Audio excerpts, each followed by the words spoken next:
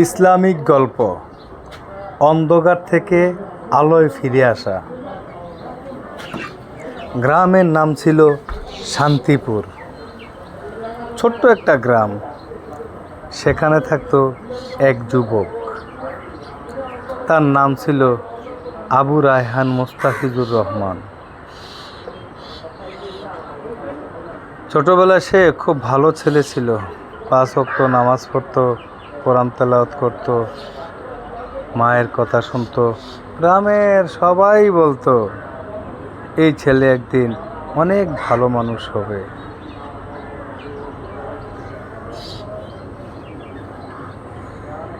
একদিন যে এই ছেলে এই গ্রামের সবচেয়ে নেশাগ্রস্ত ছেলে হবে, একটা বাজে একটা ছেলে হবে, এই জিনিসটা কিন্তু কেউই কল্পনা করতো না।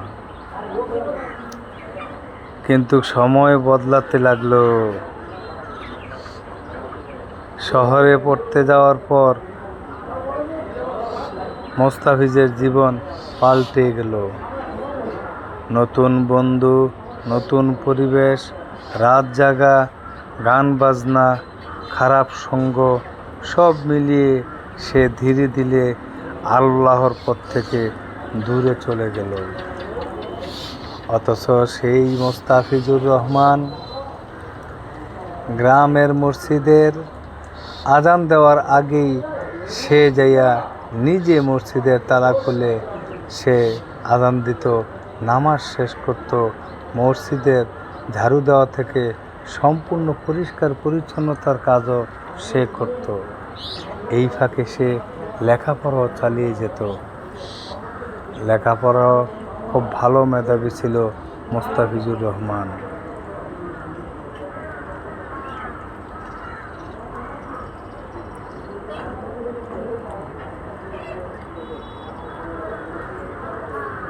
প্রথমে নামাজ বাদ দিল 1 ওয়াক্ত, তারপর 2 ওয়াক্ত, এরপর পুরো নামাজই ছেড়ে দিল মোস্তাফিজুর রহমান। কি হলো?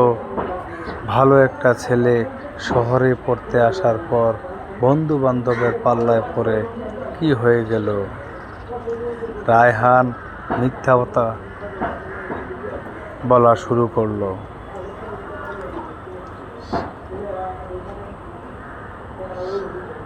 প্রথমে নামাজ তো বাদ দিয়ে একের পর এক সব নামাজই কিন্তু ছেড়ে দিল। তাহাজ্জুদ, এশাকের নামাজ, আওয়াবিলের নামাজ, সব নামাজ বাদ দিল। একদিন মা ফোন করে বলতো, বাবা নামাজ ঠিক মতো পড়িস তো? রায়হান মিথ্যা বলতো, জি মা, পড়ি মা।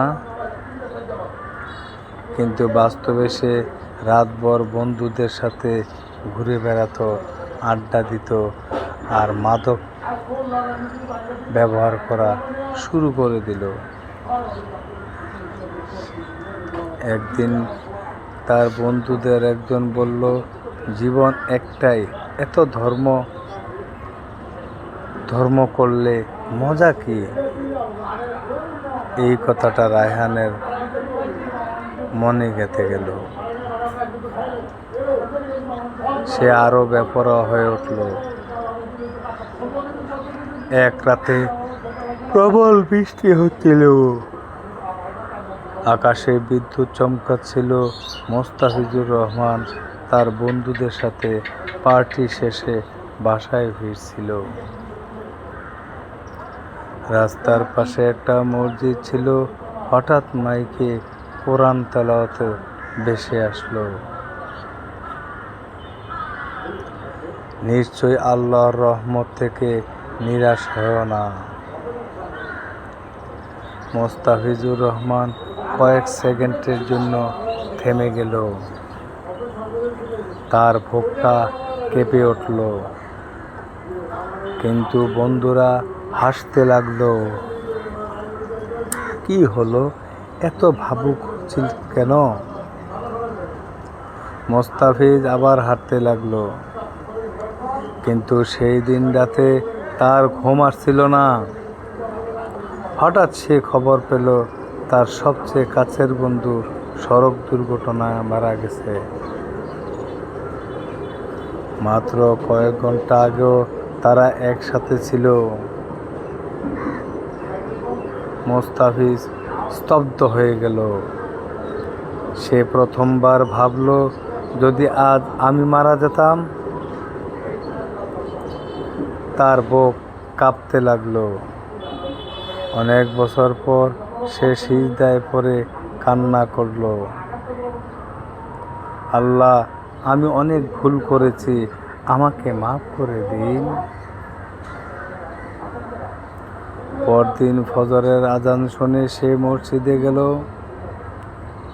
অনেক দিন পর সিজদায় তার চোখ দিয়ে পানি পড়ছিল। ইমাম সাহেব নামাজ শেষে বললেন, মানুষ ভুল করতেই পারে, কিন্তু সবচেয়ে উত্তম সেই ব্যক্তি যে তওবা করে ফিরে আসে। এই কথাটা মোস্তাফিজের হৃদয়ে গেঁথে গেল। সে ধীরে ধীরে বদলাতে শুরু করলো। খারাপ বন্ধুদের ছেড়ে দিল, 5 ওয়াক্ত নামাজ শুরু করলো আগের বছর। মায়ের সাথে ভালো ব্যবহার করতে লাগলো, কোরআন পড়া শুরু করলো, কিন্তু শয়তান তাকে ছাড়ছিল না। বন্ধুরা বলতো, হুজুর হয়ে গেছিস নাকি? কেউ হাসতো, কেউ অপমান করত। তবুও সে থামেনি, কারণ এবার সে বুঝেছিল মানুষের খুশির চেয়ে আল্লাহর সন্তুষ্টি বড়। মোস্তাফিজের মায়ের কান্না। একদিন রায়হান গ্রামের বাড়িতে ফিরল। ফজরের সময় মা দেখলেন তার ছেলে জায়নামাজে দাঁড়িয়ে কাঁদছে। মায়ের চোখেও পানি চলে এলো। তিনি বললেন, আল্লাহ, আমার ছেলেকে আপনি হেদায়েত দিয়েছেন। রায়হানের মায়ের পা জড়িয়ে ধরে কাঁদতে লাগলো, মা, আমাকে মাফ করে দাও। এই যে আপু। মোস্তাফিজ তার আপুকে ডেকে বলল, কি লাগবে আপু? তারই ফাঁকে মায়ের চোখে পানি চলে এলো। তিনি বললেন, আল্লাহ, আমার ছেলেকে আপনি হেদায়েত দিয়েছেন। রায়হান পা জড়িয়ে কাঁদতে লাগলো, মা, আমাকে মাফ করে দাও। বোনও দাঁড়িয়ে আছে। বোনকে বলল, আপু, আমাকে মাফ করে দাও। আল্লাহ তোকে ভালো রাখুক বাবা। মা এই বলে মাথায় হাত দিয়ে দোয়া করলো। কয়েক বছর পর মোস্তাফিজের গ্রামের মানুষদের ইসলাম শেখাতে শুরু করলো। যে ছেলে এক সময় নামাজ ছেড়ে দিয়েছিল, সেই ছেলে এখন মানুষকে ফজরের জন্য ডাকত। এক রাতে সে তাহাজ্জুদ নামাজ পড়ছিল। সিজদায় সে বলল, আল্লাহ, আপনি আমাকে অন্ধকার থেকে আলো এনেছেন, আপনার কাছে শুকরিয়া, আলহামদুলিল্লাহ। সেদিন তার মুখে এক অদ্ভুত শান্তি ছিল। আর গ্রামের মানুষ বলতো, আল্লাহ যাকে চান তাকেই হেদায়েত দেন। আপনি যত পাপই করে থাকুন না কেন, আল্লাহর রহমত থেকে নিরাশ হবেন না। আজ থেকেই নতুনভাবে শুরু করুন। ভালো থাকুন, সুস্থ থাকুন, আর আমাদের চ্যানেলটা সাবস্ক্রাইব করে আমাদের পাশেই থাকুন, যাতে এরকম ইসলামিক গল্প আপনারা আরও শুনতে পান।